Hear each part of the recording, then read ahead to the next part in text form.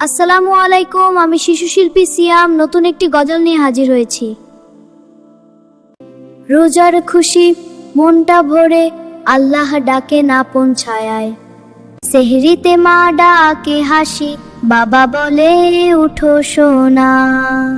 দোয়া করি ছোট্ট হাতে ভরে যাক মন ইমানের গানে, ইফতারের আজান বাজে মসজিদ ভরে আলো।